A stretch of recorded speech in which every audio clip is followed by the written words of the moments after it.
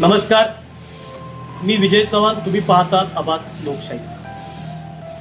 दौंड तालुक्यामधील नगर परिषदेच्या निवडणुकीचं वारं शमतंय ना तोच जिल्हा परिषद पंचायत समितीचे नगारे वाजू लागलेले आहे. गेले अनेक वर्ष या निवडणुका लांबलेल्या होत्या आणि या लांबलेल्या निवडणुकीमुळे जे स्थानिक पातळीवर ते राजकारणी असतात ते सर्व राजकारणी हे थोडेसे गोंधळलेले होते, थोडेसे वैतागलेले होते. सत्तेच्या सरीपाटामध्ये यांना कुठे ना कुठं आपल्या पदाचा पदभार असावा अशी आशा आणि अपेक्षा असते आणि आता ती वेळ सुरू झालेली आहे. 16 जानेवारीला आता जिल्हा परिषद पंचायत समितीसाठी अर्ज भरण्याची सुरुवात होते. 21 जानेवारीपर्यंत अर्ज दाखल होणार आहे. अर्जाची छाननी 22 जानेवारीला होणार आहे. अर्ज मागे घेणार आहेत 27 जानेवारीला. चिन्ह आणि यादी ही 27 जानेवारीला मिळेल. मतदान होणार 5 फेब्रुवारीला आणि निकाल लागला 7 फेब्रुवारीला. मित्रांनो, 21 जानेवारी अर्ज दाखल करण्याची अंतिम तारीख ते 5 फेब्रुवारी मतदान करण्याचा दिनांक. दरम्यानच्या काळामध्ये जे काही होणार ते सत्तेच्या सरीपाटासाठी मोठ्या उलटसुलट प्रचार प्रचाराच्या फेरी, आर्थिक धोरणं, जेवणावळी, बैठका आणि गावोगावातील दौरे या सर्व प्रकरणामध्ये नागरिकांना सध्याचा जो काळ आहे तो सुकाळ वाटतो. तो प्रत्येक कार्यकर्ता हा कुठल्या तरी नेत्याचा, उमेदवाराचा कार्यकर्ता बनून त्या उत्सवात, त्या वातावरणात काम करतो.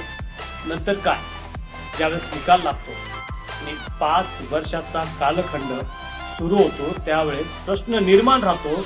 जे कार्यकर्ते काम केलेले असतात त्यांच्या नातेवाईकांच्या, भावकीच्या, गावकीच्या विकासाचा प्रश्न. दौंड तालुका हा असाच विकास कामांच्या बाबतीमध्ये खऱ्या अर्थानं प्रगतिशील झाला की नाही हे अनेक प्रश्न आवाज लोकशाही तुमच्याकडे मांडणार आहे. म्हणून सर्वप्रथम मी सर्व मतदारांचे, या तालुक्यातील लोकांचे लक्ष वेधतो ते पिण्याच्या पाण्याकडे. मित्रांनो, या तालुक्यामध्ये पिण्याच्या पाण्यावरती खऱ्या अर्थानं फार मोठा खर्च झाला.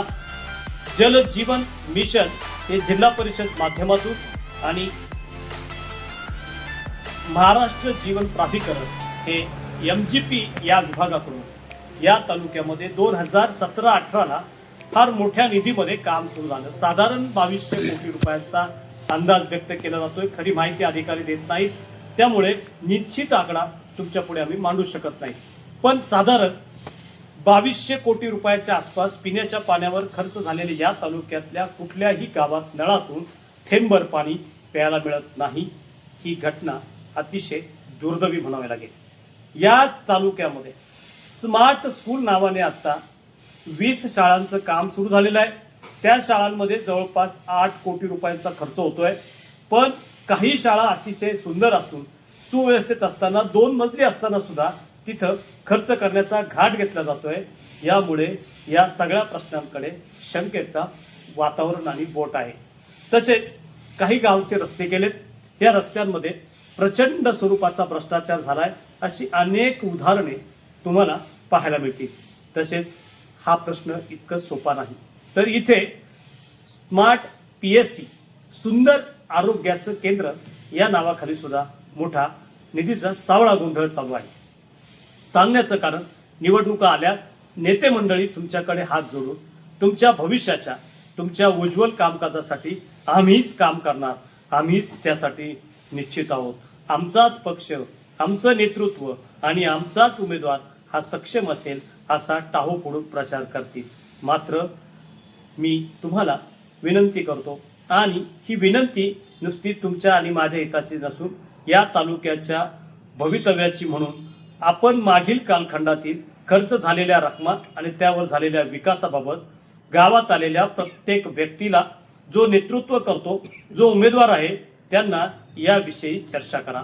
आणि या चर्चेतून जरी तुम्ही या निवडणुकीच्या कालखंडामध्ये व्यस्त झाला, कार्यकर्ते म्हणून धावपळ करू लागला, नेतृत्व निवडण्यासाठी धडपडू लागला, तरी पुढील 5 वर्षाच्या आपल्या विकास कामाचा आढावा या गडबडीत विसरू नका, अशी या स्वरूपाने मी तुम्हाला विनंती करतो.